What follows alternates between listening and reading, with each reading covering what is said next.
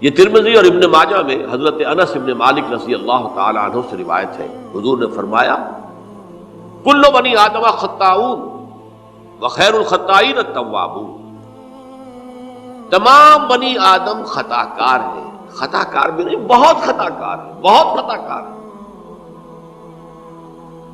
لیکن ان خطا کاروں میں بہتر لوگ وہ ہیں جو خوب توبہ کرتے ہیں، غلطی ہو گئی توبہ کرتے ہیں۔ اور ایک اور حدیث میں آپ کو بتاؤں گا کہ یہ نہیں ہے کہ پھر کبھی وہ غلطی نہ ہو، اس وقت آپ یہ لگا لیں اپنے اوپر یہ کام میں نے نہیں کرنا، اور ایک دفعہ وہ کام چھوڑ دیں تو توبہ ہو گئی۔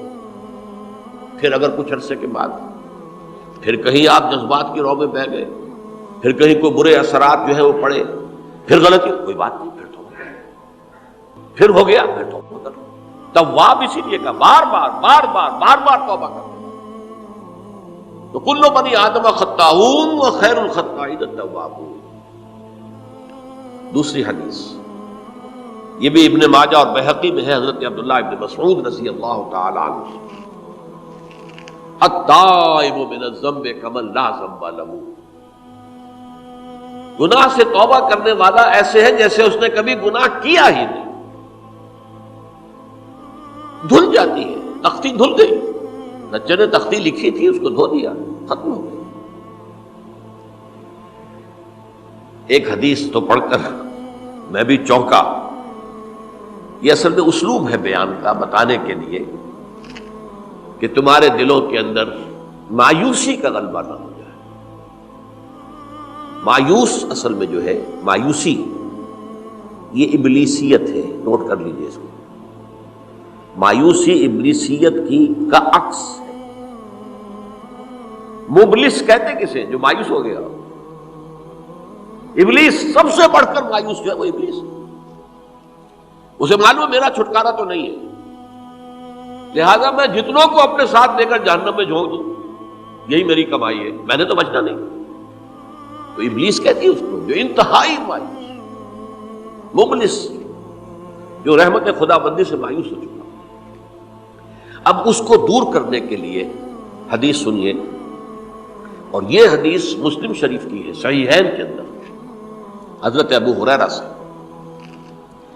حضور فرماتے ہیں والذی نفسی بیدہ،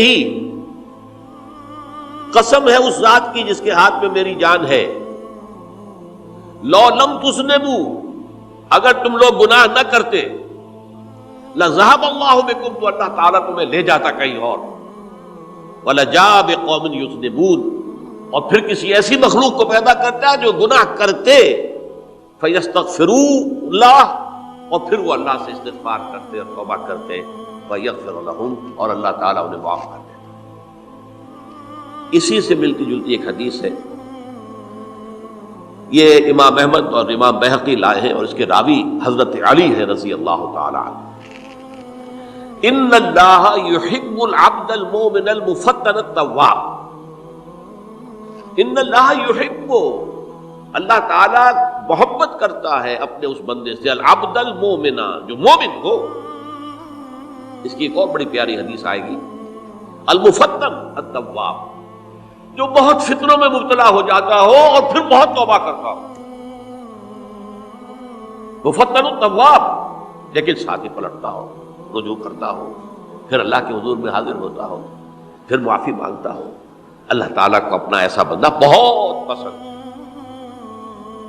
اب میں کچھ اور حدیثیں آپ کو سنا رہا ہوں۔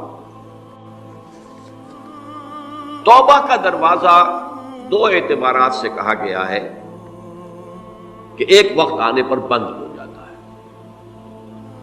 ایک حدیث کے تو الفاظوں میں نوٹ کر کے نہیں لایا ہوں کہ اللہ تعالیٰ نے توبہ کا ایک دروازہ اتنا چوڑا کھلا رکھا ہوا ہے کہ جس کو عبور کرنا جو ہے وہ سال ہا سال میں ممکن ہو، اور یہ بند نہیں ہوتا جب تک کہ سورج مغرب سے طلوع نہ ہو جائے۔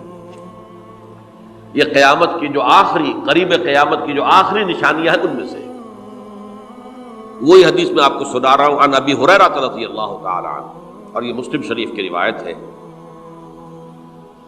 من تاب قبل ان تطلع الشمس من مغربها تاب اللہ علیہ، سورج کے مغرب سے طلوع ہونے سے قبل تک جو لوگ توبہ کریں گے اللہ تعالیٰ ان کی توبہ قبول کریں گے۔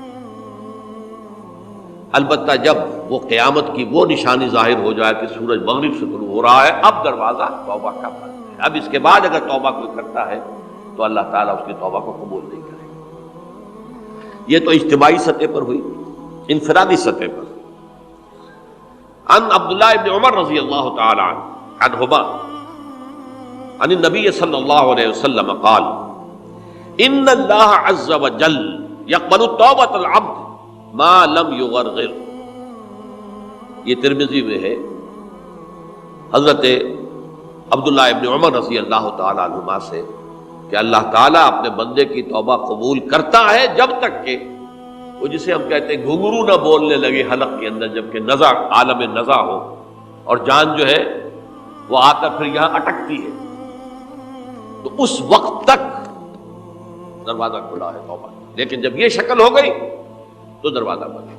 یہ انفرادی سطح پر ہو گیا، جب آپ کے موت کے آثار اتنے واضح ہو گئے کہ اب جا رہے ہیں، اب توبہ کریں گے تو توبہ قبول نہیں ہوگی۔ اجتماعی سطح پر جب قیامت جو ہے اس کی وہ گھڑی آ گئی کہ سورج مغرب سے طلوع ہو گیا، اب توبہ کا دروازہ بند۔ ایک اور حدیث ہے جو میں نے بہت مرتبہ اس کا ترجمہ تو آپ کو بہت دفعہ سنایا ہے، آج میں چاہتا ہوں اس کو پورے متن کے ساتھ آپ کے سامنے رکھوں۔ یہ حضرت انس بن مالک رضی اللہ تعالی عنہ سے مروی روایت ہے، جو حضور کے خادم خاص تھے، اور یہ متفق علیہ بھی ہے، یعنی بخاری میں بھی ہے، مسلم میں بھی ہے، لیکن تھوڑا سا فرق ہے الفاظ کا۔ تو جو مسلم شریف کی روایت ہے اس کے الفاظ کیا ہیں؟ للہ اشد فرحا بتوبۃ عبدہ حین یتوب الیہ۔ جان لو اللہ تعالیٰ کو زیادہ خوشی ہوتی ہے اپنے کسی گناہ گار بندے کی توبہ سے جب کہ وہ توبہ کرتا ہے۔ کس سے زیادہ ہوتی ہے؟ اب اس کی ایک تمثیل دی، من احدکم، ایک ایسے شخص سے بھی زیادہ بڑھ کر خوشی ہوتی ہے، کان علی راحلتہ بارض الفلات، کہ جو بہت ہی دور دراز کے اور سنسان علاقے میں سفر کر رہا تھا، فانتحرفت منہ، اس کی سواری جو ہے گم ہو گئی، وعلیہا طعامہ وشرابہ، اسی پر اس کا کھانا بھی تھا اور پانی بھی تھا۔ اونٹنی پر سفر کر رہا تھا، اسی پر ہوتا ہے راحلہ جو ہے راستے کا سامان، اچانک کہیں بیٹھا ہے تھوڑی دیر کے لیے سستانے کے لیے، کہیں اونگ آ گئی اور اونٹنی صاحبہ غائب ہو گئی۔ اب آنکھ کھلی اور اس نے دیکھا، فَأَيَّسَ مِنْهَا، تلاش کر کر کے مایوس ہو گیا، کہیں اونٹنی کا سراغ نہیں۔ اب ظاہر بات ہے کسی صحرا میں یہ کیفیت، اس کا مطلب کیا ہے؟ یقینی موت۔ فَأَتَى شَجَرَةً فَاسْتَجَعَ فِي ظِلِّهَا وَقَدْ أَيَسَ مِنْ رَاحِلَتِهِ، تو وہ ایک درخت کے نیچے اس کے سائے میں آ کے لیٹ گیا، گویا کہ موت کی امید۔ فَبَيْنَهُمَا وَهُوَ كَذَلِكَ إِذْ هُوَ بِهَا قَائِمَةٌ عِندَهُ، اس کی کہیں دوبارہ آنکھ لگی ہے، جو کھولا تو دیکھتا ہے اونٹنی تو موجود ہے، کھڑی ہے، تو وہ فوراً اس کی وہ جو رسی ہے وہ پکڑتا ہے، فَأَخَذَ بِخِتَامِهَا ثُمَّ قَالَ مِن شِدَّةِ الْفَرْقِ، اب جو اسے مسرت ہوئی اس کا آپ اندازہ کر سکتے ہیں، ایک یقینی موت کا معاملہ آ چکا تھا، اور اچانک اللہ تعالیٰ نے وہ کھوئی ہوئی اونٹنی جو ہے وہ واپس دلا دی۔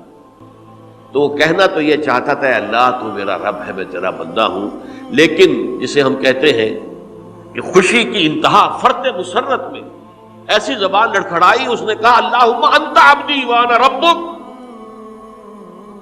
اے اللہ تو میرا بندہ ہے، میں تیرا رب ہوں، یہ کہنا ہے۔ تو یہ کیا ہے؟ فرط مسرت جسے آپ کہتے ہیں، خوشی کی انتہا، کہ جس میں انسان جو ہے اتنی بڑی خطا کر بیٹھتا ہے۔ اللہ کو اپنے کسی گناہ گار بندے کی توبہ سے اس سے بھی زیادہ خوشی